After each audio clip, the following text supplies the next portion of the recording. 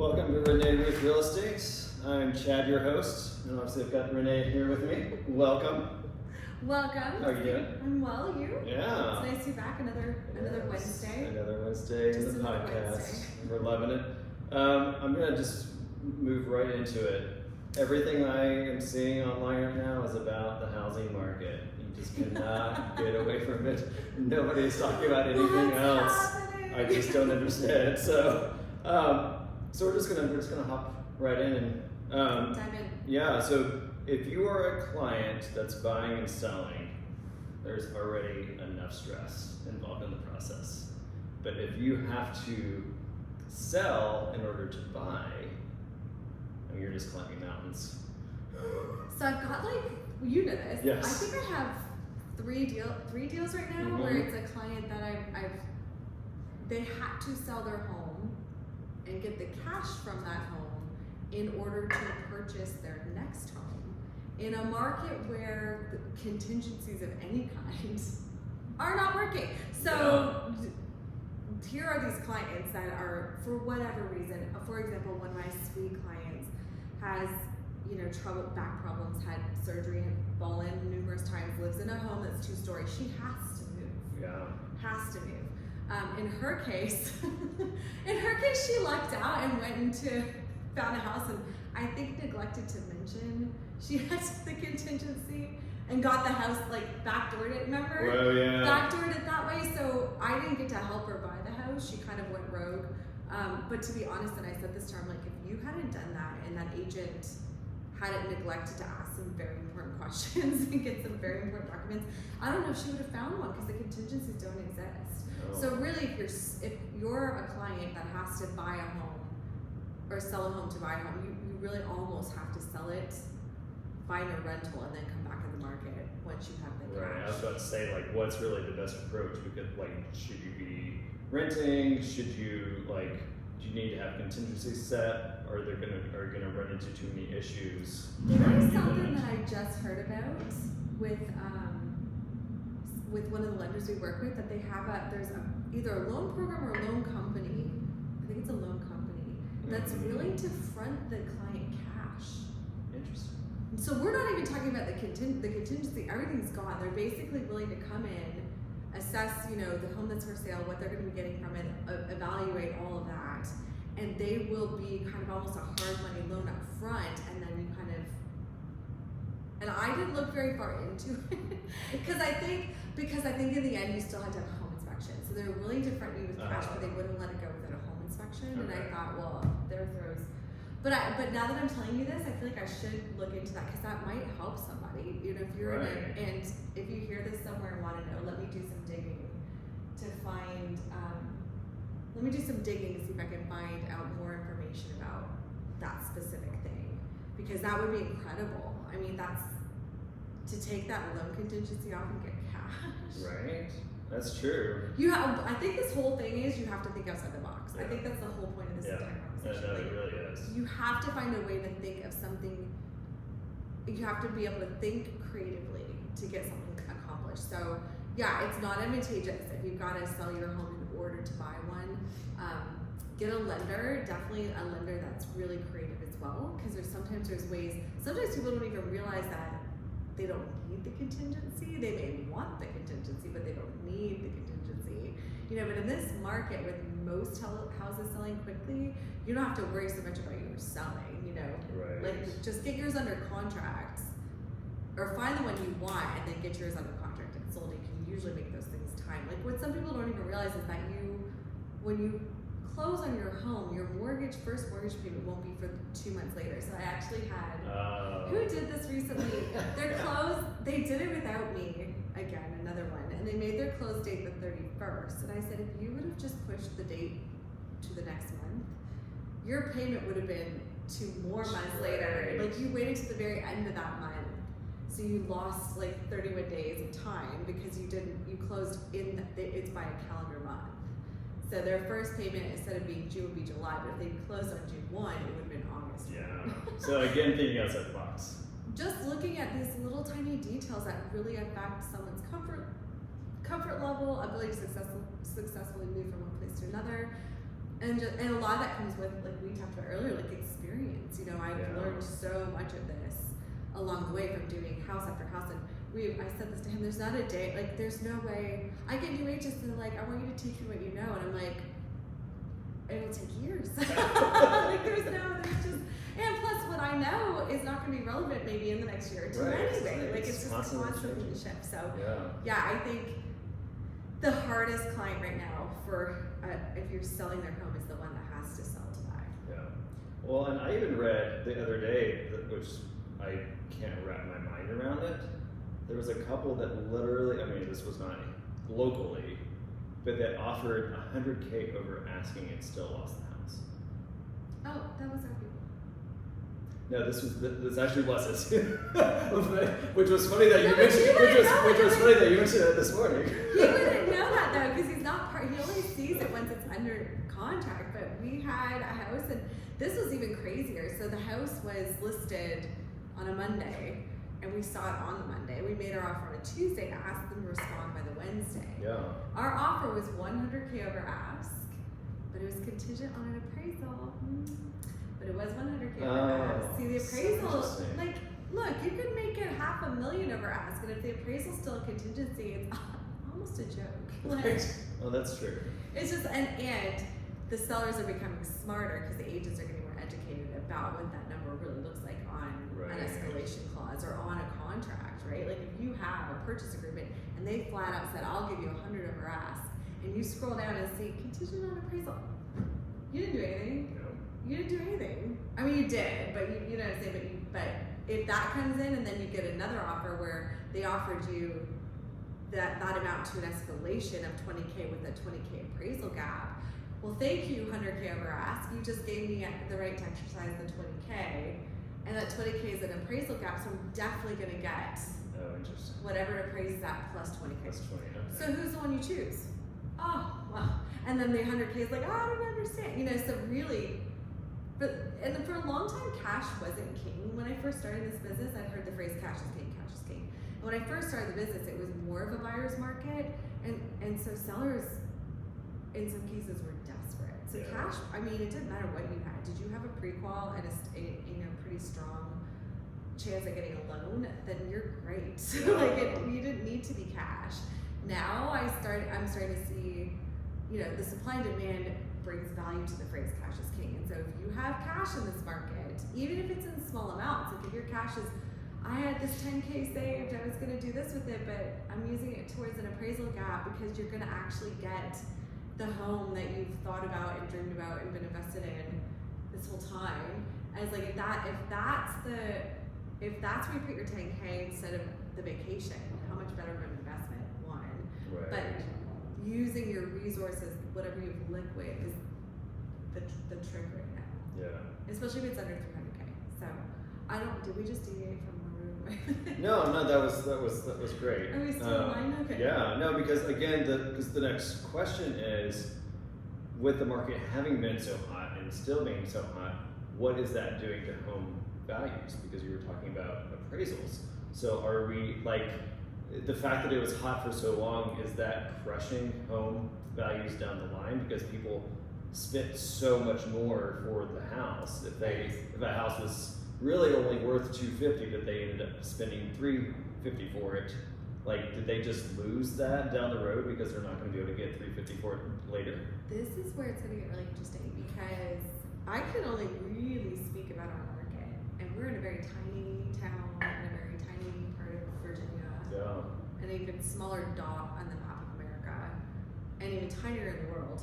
Because I hear about where I'm from in Canada, how their escalations are 70K cash appraisal gaps, right? Like, bigger cities, more money. Right. So what then happens if all these appraisal gaps are being fulfilled, and when they close, it's 70 to 100K over what the market value is? You can see how this inflation is possible. But I heard recently that appraisers, when they appraise a home, are still looking at that. Like, how was it a cash offer, or were there appraisal gaps? And they're factoring that into the true value of the home versus the inflated market value of the home. I don't know how true that is. Interesting. I forget who told me that, but I thought, how great for the economy that we're not going to crash because there's an effort to prevent the inflation. But I do know, at least in our tiny area, appraisers are very strict about what closed in the last 6 months, how much was it.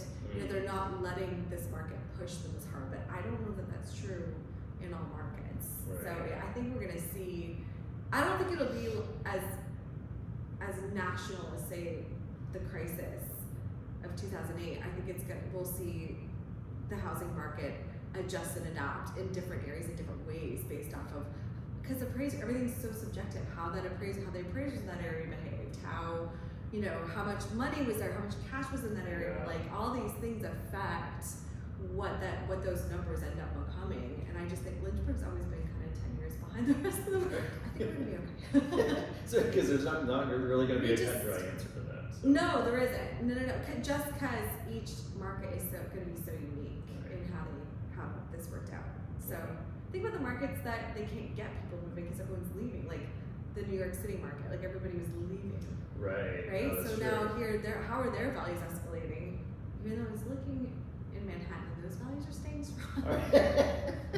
So it's I was like, dang it! I want to get a right? brownstone for like $500,000. Is that happening yet? Wait just a little bit.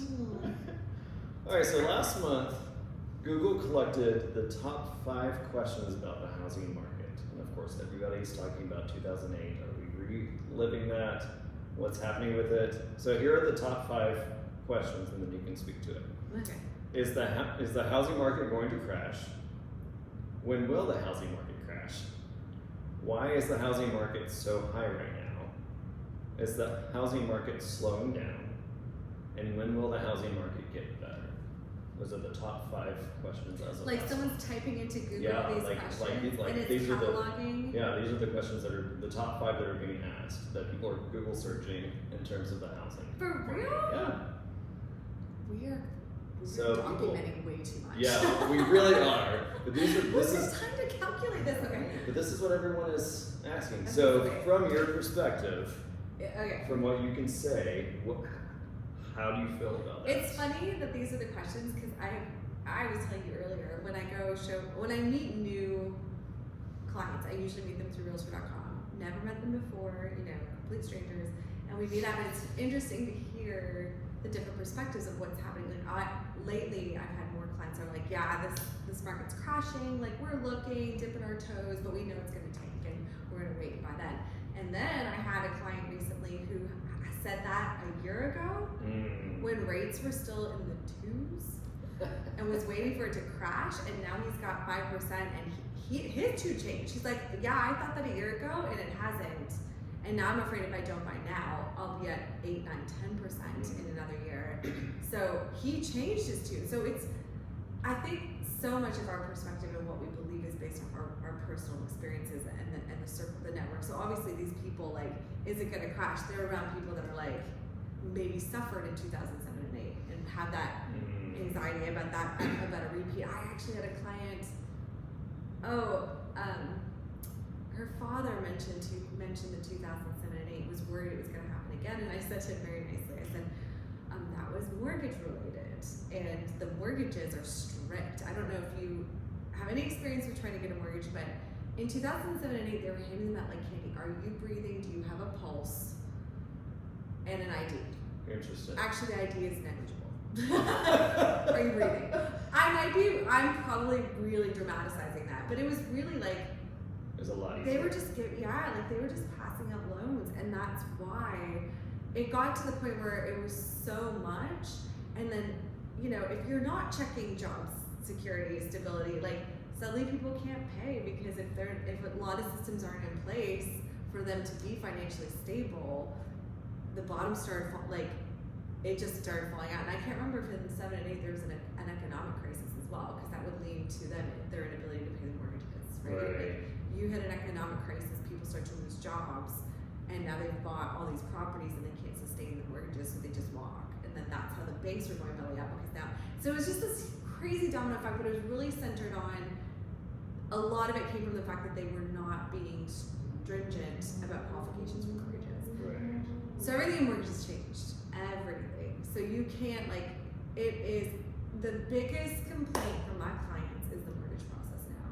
I mean, it's like they want blood from me, like they want my first child. Well, because the pandemic changed all of that. Not the pandemic, it was 2007 and 8. It was, what changed in the pandemic was they added a couple extra measures. Right. But it was always, since 7 and 8, it's been a rigorous, frustrating. And I went through to buy my house and to refinance, and both times my best friend was my lender and I was screaming at her. Screaming. Because it's a miserable process, and it's been made it's miserable because they're literally checking every single cent that comes in and out of your life. Are you a safe bet to purchase a home? It is rigorous. Yeah. So, I have some clients that feel like it's personal. I'm like, it's not. Like, you are going through what everybody has to go through, and it sucks. And Stephanie and I used to compare it to, and if you're not a woman or if you've never had children, this may not. I think you can imagine how bad this would suck. So, like, going through labor, like, the whole thing, you get pregnant, you're so excited, you have the baby shower, it's all really exciting, and then all of a sudden, like, you're getting to the last month, and it's like, you can't walk, your feet hurt, you're tired, like, everything's wrong. And then it's like the hours before the kid comes, like, you want to kill the man that got you pregnant, you want to kill everyone in the room, like, it's just like, you want to kill everybody, and when that baby comes, you forget it all. It's like, nothing bad ever happened. And that's kind of like the mortgage, like, that's kind of like buying a house, like, to the 11th hour, everyone's, this needs to get done, last minute scrambling, just misery, and then all of a sudden that you sign and you're handed your keys and it's like, oh, like birds start singing, That's so good. and you forget it ever happened, like, and not forget, but it becomes a distant memory. And so I have to coach a lot of clients through that because it's a grueling process, which is why I don't think we'll see a 2007 and 8 the way that happened. Am I saying something else couldn't happen? Sure, but it's not going to be. So what we have is people still are being regimented to get loans. Like everything is still super strict. Right.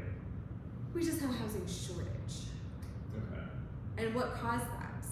Well, there's so much speculation, but you could look at the fact that, like, all of a sudden, okay, so your buying power for a homeowner is based off of a whole bunch of things, and I'm not a lender, so we need to get Stephanie on to talk about this, but rate factors in because your rate, it will adjust a payment. Like you've probably heard or experienced, I dropped my rate by 0.5% and my payment went down $100 on my home. So imagine now when the rates were 2.5%, 3%, how many more people could purchase because that monthly payment was significantly lower than the pre-pandemic 4.5%. Now, why did they do that? I don't know.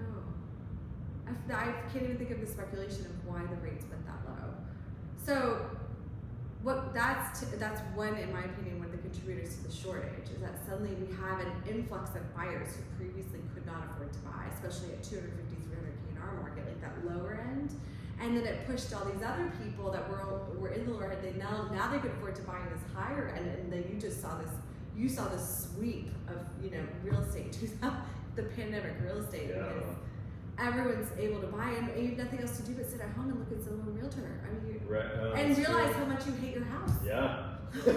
Well, yeah. I mean, I'm stuck here. Yeah. Well, because it was funny because I was actually a paint contractor before this, and I thought that the pandemic was going to crash my business. I was busier than ever because everyone was stuck in their house. Oh, they're looking at with nothing to do. They're like, I never liked that color. They're like, oh god, I need to change that color. That was so ugly. Yeah. So. And then it's like, and I don't feel like doing it. Exactly. Why does no one like painting? I know that's so true. I know there are people who do, but most people, when it comes to painting, they're like, oh. I don't know. It's funny because I think there's something different because I didn't mind painting for other people, but I hated painting for myself. To your own home. So it's like I would never paint my own house, but I paint anyone else's because it was just fun to be out. So. Yeah. So I feel like that's the whole like DIY project where it's like you'll start 6 and not finish any of them because you're like, oh god, I don't want to do that now. I feel like my entire house is that way. Right. And every time I walk into these stage homes, I'm like, oh, I have so far to go. Like, how things work. So, yeah, I think that. Okay, to answer, let's go back. Right. Is the housing market going to crash? all the people that I speak to on a regular basis, it's not going to crash. That's not happening. No. So the when is not relevant because it's not going to crash. Why is it so high? Like we just discussed the why of it. You know, the shortage, the inventory, even like supply and demand. It's like economics 101. Like, right. You know, when the demand is high and the supply is low, the values will increase. Kind of like we live in a college town. This is a perfect example. You could get a hotel in our tiny town, nowhere America, on any other night for like what, $60? Calling graduation. When everyone wants a place to stay, guess how much a night is? $300. Like, I was about to say, yeah, like $300. suddenly these people jack up these rates because everyone's coming, right? So this is no different, you know. So what's like my next question if I was Googling that would be, how do we fix this? Like we need more houses. Well, the fix was the increase in rates because guess what happens when I told you my payment went down, or you know your rate go down and more people could afford, bring the rate up, and those people are now. They're now being bumped out. You know, I had a lot of clients that got priced out when the rates went up. I just had an email from a client that was looking for over 2 years, and just took me off the list. The rates are too high. I'm not doing it. So, and you know, and that's the thing. Like, there's just so many variables that when that person says, "Can you teach me what you know about real estate?" It's like, oh, it takes so long. So, no, is the market gonna slow down? Yes. As rates have climbed, things have slowed. I've got homes that have not. You know, I actually have homes that are sitting again, you know. Long gone were the days where homes would sit during the pandemic, and now, you know, unless you're the perfect house in the perfect shape and the perfect paper with the perfect, they're still getting bidding wars. You know, but if you have something unique or something that needs a little updating or something, it may not go the same day or the next day, and you may not get multiple. That's how quickly that shifted, because the beginning of this year was a totally different story. So, and my poor sellers who dragged their feet for whatever reason, or, you know, didn't jump on the heat that are feeling it now. And then, so when will it get better? I mean, is that even an answer? Like, I don't think it was ever sick. No, I don't think the market was ever sick. I think it was just, here's the answer, it will always change. Yeah, I was gonna say, like, I don't really think better is the right question. Like, no. When will it either maybe not be so hot? When is it going to like level out? I think it already is leveling for some. I think it is. And because what happened is, as the rates went up, those people that were shooting for 300, 400 are now going back to 200. Right. And then, so that lower end is still way more buyers than there are homes. You know, so now if you're in the 400s and 500s, you could actually like think about it for a day. Yeah, take your time with it. Like a day to be safe, because you know, like it's still like you want to think about it too long. Yeah. Because this is classic. Even during the pandemic, if there was a house that was sitting for whatever reason, and my clients would be like, we've seen it on the market for 40 days, and we go and they're like, yeah, we can make this work, and they're looking around, and then all of a sudden, you know, let's make an offer, and income 3. How is that possible? It's like suddenly there's this ripple in the area that other people that randomly saw this at some point in the 40 days are like, I think I'm gonna make an offer today, and like now there's 3, and we're competing. It's like, oh my god, like 40 days.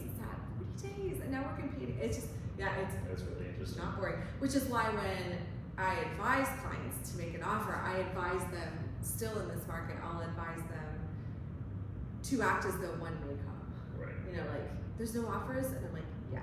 You know, because you can't ask, if you're watching this sweet little agent, so she kept sending me offers that would expire by the time I open them. Oh, no. Because she was literally giving you like 4 hours to respond. And I know why. I know why she was doing that, because she didn't want to fight. And right. At that time, there were no other offers. And if I can get her to answer quickly, but that's not reality, because till her person signs and I actually am able to open it in my busy day, and my person in their busy day is able to read it, and we're able to talk, hours go by. Yeah. So I had to say to her, I was like, unless you are coming with cash and money over above cash, don't push. You can't push out. And so I was like, whatever. Like, bless her heart. We figured that one out. We got that. She's so sweet. She's like, okay, that's not how I was advised. I'm like, I know how you were advised that. Right. I understand. I said, but not the market. Like, you can't push that hard. Even in a multiple offer situation, you can't push that hard. I have a cash buyer who came like 7K over ask. No appraisal, nothing. Right? 2 more offers come in and they go 20K over ask and agree to appraisal gap, so they still have to get a loan. They're just agreeing to pay 20K over what it appraises for. We lost to that, and I'm like, wow. you'd be done with this in 2 weeks, no questions asked. But you took the risk of a loan that could fall apart because the guy decides to go buy furniture. Happens. Yeah. Because I'm moving to my house next week. I'm gonna go take out a Schul's credit card and get all my furniture. Now you have no home and a bunch of furniture. Now you have no furniture. Now you know where to put it, yeah. Enjoy that furniture. So like that could happen, but we still lost for that end dollar. Sellers are still just going shooting for the top value. So it's hard. I always say this, clients are like even with these questions, right? Is the housing market going to crash? Let me pull out my crystal ball. It's a little cloudy right now. I use the phrase crystal ball. I'm like, I wish I had a crystal ball. Seriously. I can only give you my experience, the knowledge I've gained from the X number of homes I've sold this year, and then you make the decision. I always say, make the decision that if this doesn't work out, you're thrilled. Yeah. Like push yourself far enough that if it doesn't work out, you're like, oh goodness, didn't want to do that. Right. Okay. Yeah. So that's how I approach it anyway. Because I told you in the last podcast, I'm a teacher by nature, so I don't want to tell someone what to do because God forbid my advice is incorrect.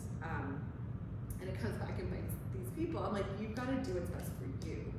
I can just kind of show you a few roads. Like there's this road, this road, this road, this road. Here are the outcomes of each. Here are the pros, the cons.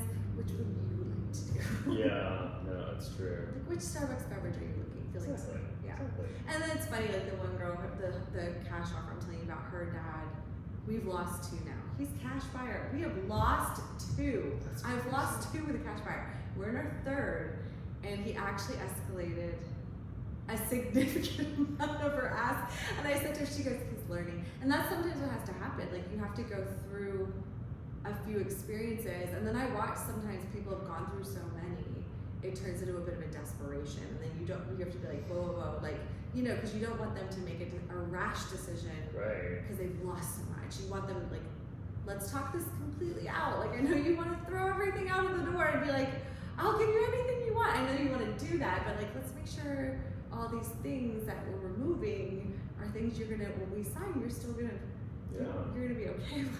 Right. Otherwise we keep going. There's so. It's interesting. I told Chad earlier, I was like, our business is not boring. No. Not boring. I think the goal is to really serve that person and be able to kind of counsel and guide them through the process with as much integrity and honesty and help them come to the best possible conclusion. With giving them as much advice as you can possibly give, but recognizing sometimes you can't even see the questions they're not asking. Like I don't even know what's so like one of my sellers got mad because we accepted an offer and they had to initial something else, but in the meantime they found out that the internet wasn't hardwired. It was Wi-Fi internet. And they didn't want the house anymore because that internet wasn't going to suit them.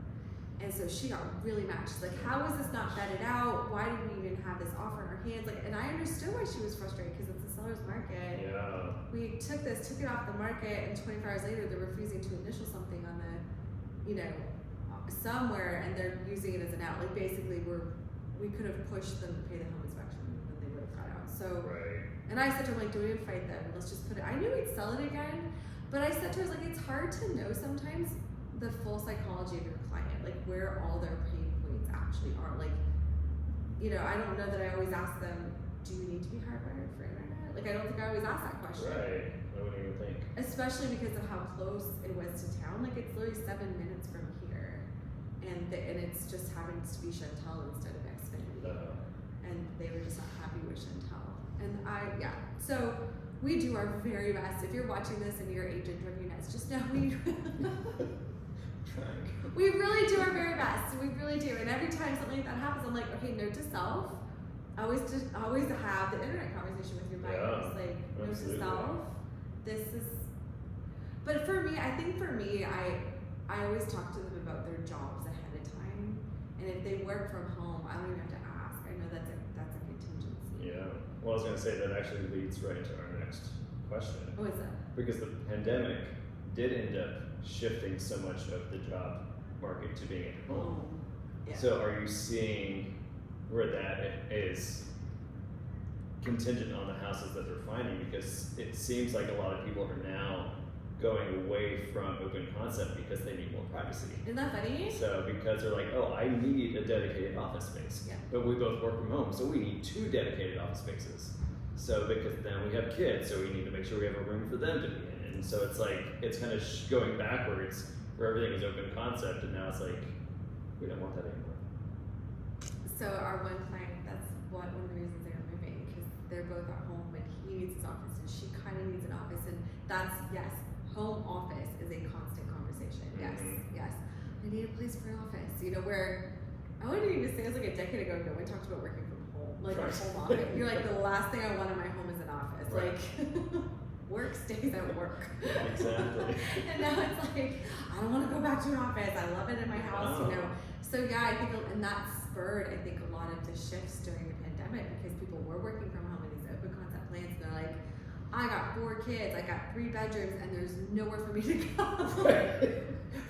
I'm sweating in an attic trying to like get privacy, so I go to my Zoom meeting without the kids screaming behind me. And yeah, I really think that contributed to a lot of the pandemic moving, because suddenly the home was inadequate based off of the way that the world would become. And that's like one of those, like, is this a lingering thing? Are we going to see, like, will people stop making a plan? Like, That's are they what I'm going to wondering. start building a traditional house again? Yeah. Even though we have a traditional house that just won't move. And it's perfectly traditional with lots of bedrooms. And I think people still want that open plan. I think they just want more space. So it's like they want, I think we're going to see bigger houses. I was going to say, does that mean we're going to get bigger than houses? So they still want the main space to be open, but they just want the more. kitchen that opens into the big living room and the dining room, this huge hangout space. But then, like, I was here, I wanted to plan with a basement. If it had a basement. Oh, interesting. You know, so instead of a slab, like, we have a decent amount of slabs here. Like, where I'm from in Canada, we have no slabs. Everyone had a basement. So everyone.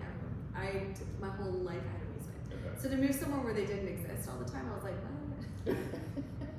And then the thing about Florida, where there are no basements, because you dig down and the whole thing will flood. So it's Exactly. like, yeah, like, just so different even where you live, how that works. And so I think, but I wonder if, like, globally, like, just, you know, it was really interesting. I went to Manhattan and I was in the Vanderbilt 1 building, that really tall skyscraper that I think got built during the pandemic. And at the very top, there's or before you go up, they make you walk through this kind of video to explain why it was. I'm not sure what the point of the video was, but it had a girl. The whole video was a girl in a brick room, like studio apartment is what it looked like. You could see her windows, she looked at another building. Right. And then it could show you that next to her was one, it was just people, in these little brick, like, cells that they had to live in during, you could tell she was in the middle of the pandemic.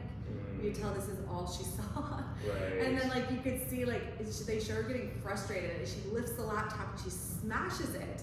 And then as she hits it, the brick studio cracks, and there's like all this light that starts coming through. And then she sees it, she hits it again, and it just and then next thing you know, she hits it, and she's in a glass building, because the Vanderbilt, when you get upstairs, it's glass. Yeah. Everything, floor to ceiling, floors, everything is glass. Wow. You know, and I think it was a testament to the fact that, like, so many people were trapped in this space where they couldn't see, and that's why you saw this exodus out of New York. You imagine 2 years stuck in a cinder block? Well, yeah, seriously. I mean, people just could not Couldn't even go for walks. Yeah, Like, it was a lot. what humanity went through is remarkable. So, yeah, I wonder what the lingering effects, you know, just in terms of developments are like. Will people in major cities, developers, will they build places that have more room? Will we go back to that brownstone mentality in New York? Those real old brownstones that, like, even though you were in this small spot, it went up. So you had levels and places to go, and will they be affordable? Well, exactly. And then it makes you wonder if studios are going to go by the way. Yeah, that's not going to be a thing anymore, because people need that separation. But I think studios will remain They're because kind of made for affordable. Yeah. Well, so it's the affordability. Yeah, it is. I think these are questions they should be Googling rather than. Yeah, that's true. That's true. Such an interesting thing, though. Yeah. Cool. Yeah. Well, thank you. Well, thank you. That's Thanks for fantastic. joining us. It's Yeah. always fun. Lots of stories to tell. That's right. Never gets old. Never gets boring. boring. Never boring. All right. Well, we wish you the best. We'll see you next week. Cheers.